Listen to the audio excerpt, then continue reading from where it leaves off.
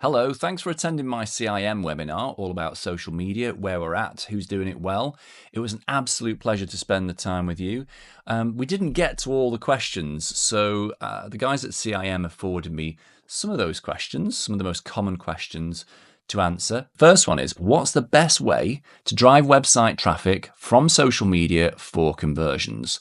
I mean, this is a one-word answer, advertising. A good test is, in general, in digital marketing, if you're trying to drive traffic to something, you're trying to drive conversions, but you're not paying for that as an ad, there might be some problem there. There's some sort of disconnect, okay?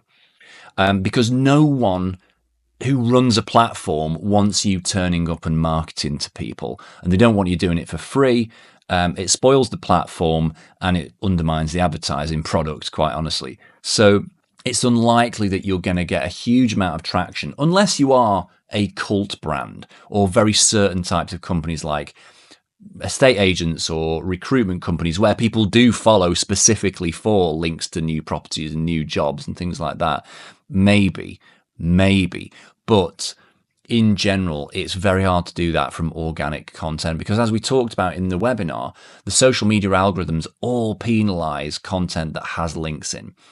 So someone asked whether you should include links in comments. Yes, that's a way round it, but I would really prefer that you changed your mindset away from trying to use social media as a traffic driver. If your performance in social as a marketer is being judged by the amount of traffic you drive to a website, that's wrong. That is not the value of your work in social, and you shouldn't be measured in that way. Okay, so you need to change that internally.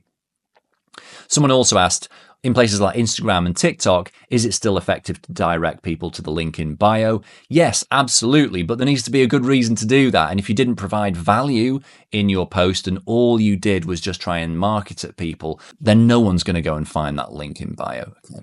The way to think about it is if you create really, truly great zero-click content, you've got to trust that everyone who uses the internet today knows that your website is 2 clicks away.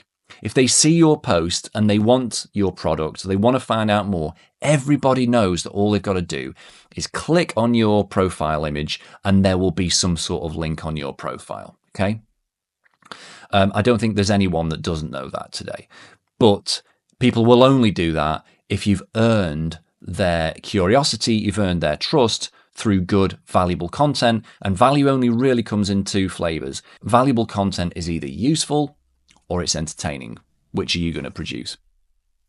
The next question, do brands need to be on all social media platforms? No, absolutely not. It's very important that you actually focus your efforts in fewer platforms so that you can have higher impact there with the limited time you've got. I have never met a single marketer who's got too much time on their hands. Every marketer I meet is stretched. That's normal and that's okay, but the last thing you need is to try and manage too many platforms and then your performance is going to be massively compromised, right? It's better to be in one place and absolutely smashing it in that one place because, as I said in the webinar, then you can make a compelling business case for more resource to replicate that success elsewhere. Whereas if you've got 5 platforms, none of them are going particularly well, I don't really know what case you're making for anything there. And as we talked about, what is really important on the platforms is you've got different audiences expecting different things. It's totally normal for you to have a different tone of voice, a different personality, and different content on those platforms. Lean into being extremely LinkedIn on LinkedIn, to being extremely Instagram on Instagram. Don't try and make one piece of content fit all those things because it won't do brilliantly anywhere. Okay, that's a very common trap. Don't fall into it. The next question, does it matter what time you post on social media? It used to matter a lot more in a world where social media was far more real time and the feeds were chronologically ordered. So posts were ordered by most recent. Now, you've probably noticed that today, that is increasingly not the case. You're seeing content of very mixed ages, not only in TikTok, where that is most obvious. You've got content that's like 3 hours old and 3 months old, all mixed up together. We're more seeing that now in Reels and even on LinkedIn. even to some extent on X, which was always supposed to be the real-time platform. Now the default view on X is a For You feed, which has slightly more mixed age content, although that does tend to be very recent. But yeah, Instagram, Facebook, LinkedIn, TikTok, it matters less than ever what time you post. However, I would still do some basic research and look at when your audience is online, but I would still test it. I would test posting at 4 a.m, lunchtime, dinner time. You test it and you find out for yourself, because it's going to be a unique answer for you and your audience. Okay. But don't sweat it. Good content will go viral whatever time you post it. What are the best social media KPIs to measure?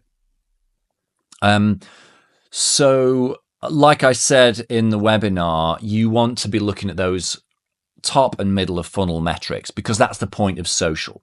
It breaks my heart when I hear people say that they are being measured on the amount of clicks that they are driving from social, because that's the wrong way to use social.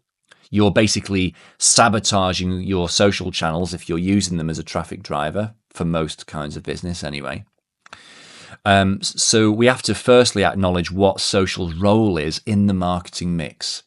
And its role, its potentially successful role, is top of funnel, reach, video views, impressions, and middle of funnel, which is engagement metrics, likes, comments, saves, reshares. And like I said, what's really important in a video first world is that you're looking at those video metrics, like video retention, how long people are watching your video for, how many people make it to the end of the video. Those kind of metrics are now offered up by all the major platforms. Again, that will be unique to you and your marketing goals for the next quarter or the next year. So there aren't like best KPIs. It really relies on you, but it is important that we measure the right metrics through the funnel. In terms of analytics platforms, I think the native analytics within Instagram, Meta, TikTok, LinkedIn, I think are actually very good. And you don't desperately need an expensive social media analytics dashboard. But if I was going to choose one that was really good, my personal favorite would probably be Sprout Social, but I'm hesitant to suggest one company over another. You might prefer Dash Hudson or Hootsuite or one of the analytics only platforms, something like Keyhole. But that can get quite expensive. So honestly, I think you can measure this stuff quite well with the native analytics tools given to us for free by the platforms themselves. And the final question, is X, formerly known as Twitter, on its way out for businesses? Yes, I mean, as a mainstream platform for brands to be on, yes, it is for a lot of brands, but there are some brands that still thrive there. Look at someone like Paddy Power, right? They still thrive there. It's by far their biggest social channel. They get incredible results. They generate a lot of conversation. I mean, you would think it was the old days of Twitter if you looked at what Paddy Power are doing there as an example. So, it really depends on you and what niche you're in. If you're in sports, football, politics, journalism, tech, design, you would think it's still the heyday, the halcyon old days of Twitter, because it's so active in those niches. Whereas there are other niches where it isn't. So do your research, find out if your audience is there. And I think there's just a wider point there. I'd never make massive assumptions about whether one platform is right for you or not. You need to just go and find out whether your audience is there. Should I be on Threads? I don't know. Are your audience there? Should I be on Blue Sky? I don't know. Is your audience there? That is always my answer to that. So you need to just do your research and find that out. But again, whilst I would absolutely encourage you to experiment with new platforms, I would be incredibly careful with how you use your time. Like, be precious about your time. Use your time very, very wisely, because you don't have much of it. And so I would be wary about flippantly signing up to or spending time on lots of platforms, right? I think most marketers that I meet can probably afford to be on 2, maybe 3 platforms really well. Okay. And beyond that, everything gets a bit bland, it's compromised, and it's not performing well. And so don't let anyone, pressure you into, oh, why are you not on Threads yet? Or are you still on Twitter? If your audience is there, then you should be there. That is the only validation you need to be anywhere. So good luck with it, and I hope to bump into you soon on LinkedIn or on one of my CIM courses.